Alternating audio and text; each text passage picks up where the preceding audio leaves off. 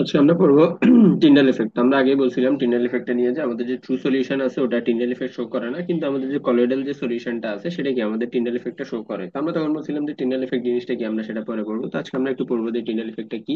তো Tyndall effect থেকে আসলে খুবই খুবই ইম্পর্টেন্ট, এটা থেকে হচ্ছে শর্ট নোট হিসেবে আসতে পারে, যে রাইট শর্ট নোট অন কি টিন্ডাল এফেক্ট, প্লাস এটা থেকে এমসিকিউটাও আসবে যে কলয়েডাল টিন্ডাল এফেক্ট কোন সলিউশনটা টিন্ডাল এফেক্ট শো করে। তো সেটা কি আমাদের এই যে colloidal solution.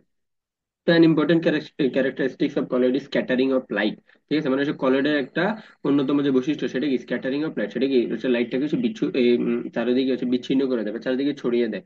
when a strong beam of light passed through solution in a dark room, solution becomes luminant and viewed at right angles to the path of incident light. The path of light shows up a hazy beam or cone. This is due to the fact that solution particles absorb light energy and then emit it in all direction in space. The effect is termed as Tyndall effect। আচ্ছা, আমরা একটু আসলে নিজের মতো করে বুঝবো যে Tyndall এফেক্টটা কি। তো এখান থেকে ইম্পর্টেন্ট লাইনগুলো দেখা যায় যে টিন্ডাল এফেক্টের জন্য যেটাকে আবিষ্কার করেছে জন টিন্ডাল, এবং টিন্ডাল এফেক্টটা আচ্ছা, এখন আমরা পড়ি টিন্ডাল এফেক্ট আসলে কি। এখন টিন্ডাল এফেক্ট বলছে যে আমরা ট্রু সলিউশনের ক্ষেত্রে দেখবো না।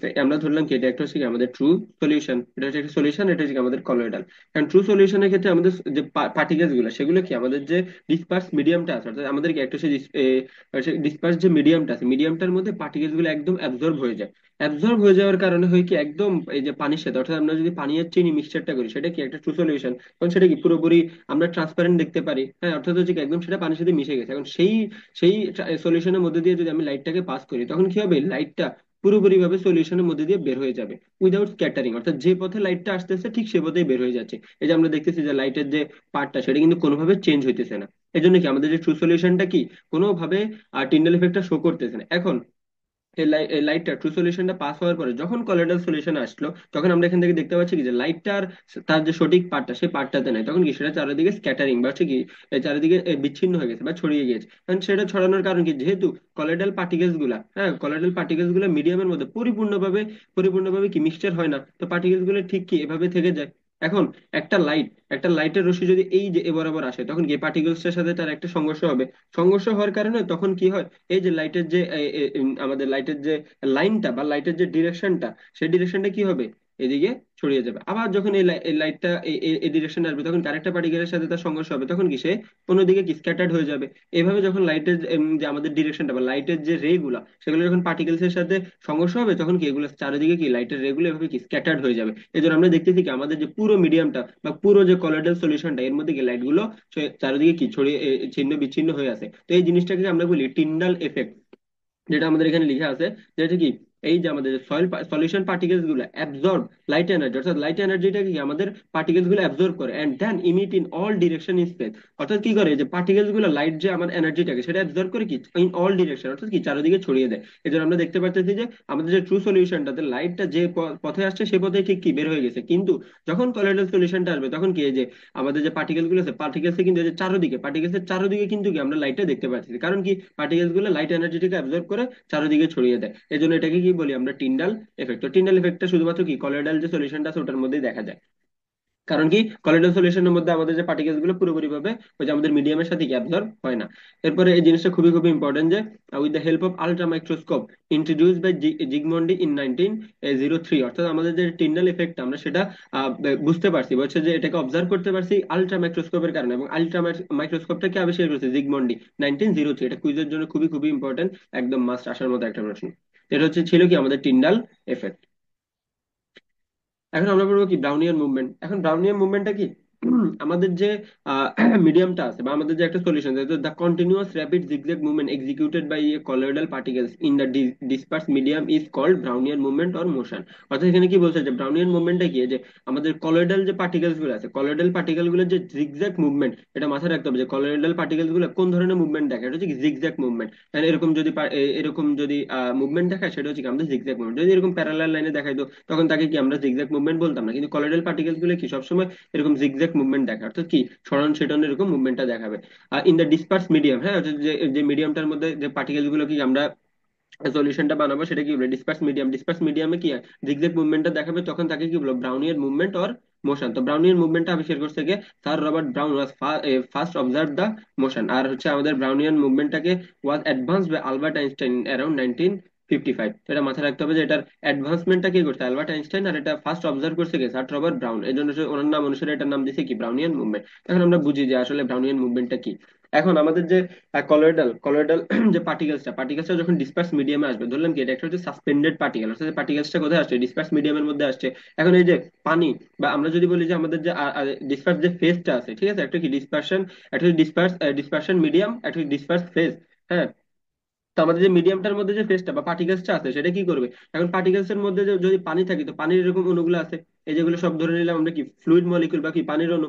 এখন এই যে পানির অণু, আমরা যদি হচ্ছে কণার গতিতত্ত্ব পড়ে থাকি যে আমাদের কি ধরনের তিন ধরনের পদার্থ আছে, কঠিন, তরল, গ্যাসীয়। ওগুলো সবগুলো কি পরমাণু, অনুপরমাণু দিয়ে তৈরি। তো কণাগুলো সবসময় কি একটা মুভমেন্টের মধ্যে থাকে, এটা হচ্ছে কি কণার গতিতত্ত্ব। এখন যদি হিট দেয়, মুভমেন্টটা বাড়বে, যদি হিটটা সরাই নি তাহলে মুভমেন্টটা কমে যাবে। আলটিমেটলি সবগুলো কি একটা মুভমেন্টের উপরে থাকবেই মাস। এখন এই যে কণাগুলো, পানির অণুগুলো অলরেডি কি একটা মুভমেন্টের মধ্যে আছে। এখন এখানে কি আরেকটা অণু চলে আসছে, এখানে কি আরেকটা অণু চলে আসছে, বা যে সাসপেন্ডেড পার্টিকেল চলে আসছে। এখন এই যে মুভমেন্ট, ফ্লুইড পার্টিকেল গুলো বা ফ্লুইড যে মলিকিউল গুলো আছে, এগুলো মুভমেন্টের সাথে যখন এই সাসপেন্ডেড পার্টিকেলটার কি একটা কলিশন হয়ে যাবে বা একটা সংঘর্ষ হবে, তখন কি হবে, এখন এই যে পার্টিকেলটা, ধরলাম কি আমি উপর থেকে পার্টিকেলটাকে দিলাম, বা উপর থেকে ধরলাম কি আমি এক ধরনের রং দিলাম, বা কোনো একটা পার্টিকেল ছেড়ে দিলাম। হ্যাঁ, এখন এই যে পার্টিকেলসটা উপর থেকে নিচের দিকে আসছে, সে কি একটা এনার্জি দিবে। এই যে উপর থেকে নিচের দিকে আসছে, সে একটা ফোর্স ফোর্স ক্রিয়েট করবে। এখন এই যে পানির কণাটা, সেও কি উল্টো দিক থেকে আরেকটা ফোর্স দিবে। এখন এই দুইটা ফোর্স যদি ইকুয়াল হয়ে যায়, তখন কি হবে, পার্টিকেলটা একদম ঠিকই জায়গায় থাকবে, কারণ উপরে ফোর্স আর নিচের ফোর্স কাটাকাটি। এখন যদি কোনো কারণে উপরের ফোর্সটা বেশি হয়, তাহলে কি হবে, পার্টিকেলসটা নিচের দিকে যাবে। আবার যদি উপরে নিচ থেকে যে ফোর্সটা সেটা যদি বেশি হয়ে যায়, তখন কি পার্টিকেলসটা উপরের দিকে যাবে। তো এখন আমাদের যে ফ্লুইড মলিকিউল গুলো, সেগুলোর পরিমাণটা অনেক বেশি না।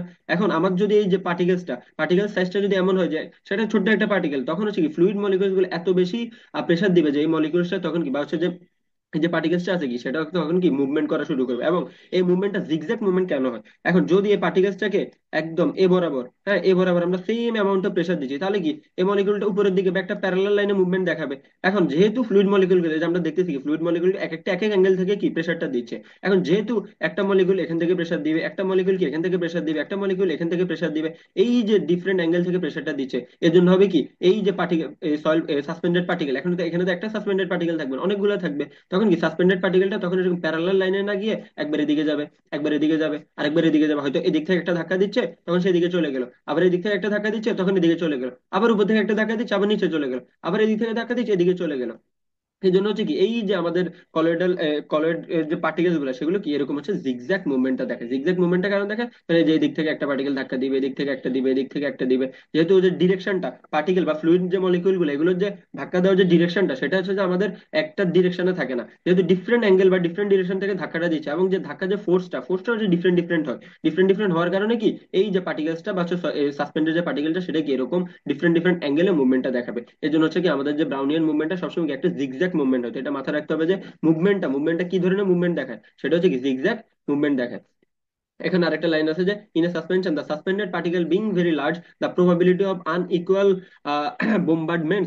বোম্বার্ডমেন্ট মানে হচ্ছে এই যে পার্টিকেলস গুলো, হ্যাঁ ফ্লুইড যে মলিকিউলস গুলো কি ধাক্কা দিচ্ছে, হ্যাঁ তো ধাক্কাটাকে হচ্ছে এখানে উচ্চারণ করছি বোম্বার্ডমেন্ট হিসেবে, অর্থাৎ হচ্ছে যে বোমা বমি, হচ্ছে কি ঘর্ষণ, ঠিক আছে, হচ্ছে যে এই কন্টিনিউয়াস অ্যাটাক। বুঝতে পারছো, এটা হচ্ছে কি কন্টিনিউয়াস অ্যাটাক হচ্ছে শেলস, এই যে ফ্লুইড মলিকিউল গুলোকে এক একটা শেল হিসেবে কল্পনা করছে, তখন হচ্ছে কি এটা কি কন্টিনিউয়াস অ্যাটাক করতে থাকে। আমরা যদি কথা বলি যে বম্বিং করতেছে, বম্বিং করা মানে কি কন্টিনিউয়াস পদ্ধতি, কি বম্বিং হচ্ছে বা অ্যাটাক হচ্ছে। তো সেম ভাবে যে বোম্বার্ডমেন্টস শব্দটা দ্বারা কি বোঝাচ্ছে, কন্টিনিউয়াস অ্যাটাক করতেছে।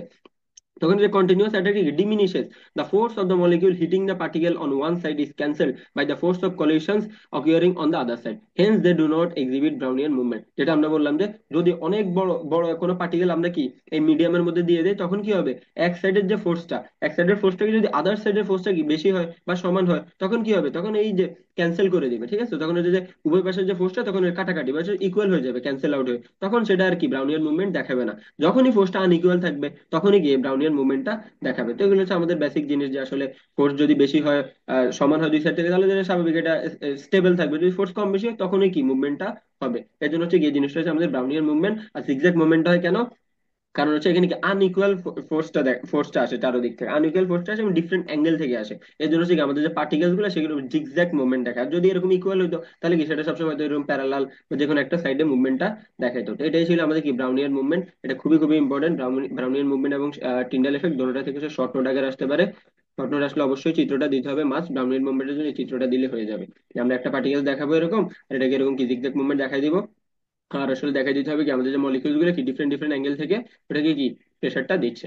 এটাই ছিল আমাদের ব্রাউনিয়ান মুভমেন্ট। এই যে আমাদের এই চিত্রটা হচ্ছে ইম্পর্টেন্ট, এই চিত্রটা দিয়ে বুঝে দিতে হবে। এই যে এই চিত্রটাতে আমরা এই যে তীর চিহ্ন বা হচ্ছে এইগুলো দিয়ে অ্যারোগুলো দিয়ে বোঝাচ্ছে কি যে ফ্লুইড মলিকিউল বা ডিসপার্স মিডিয়ামে যে পার্টিকেল গুলো আছে ওগুলো কি আমাদের এই যে কলয়েডাল যে পার্টিকেলস আছে সেটাকে কি এই যে সলিউশনের পার্টিকেলটাকে এখন কি করবে মলিকিউলস গুলো ধাক্কা দিচ্ছে।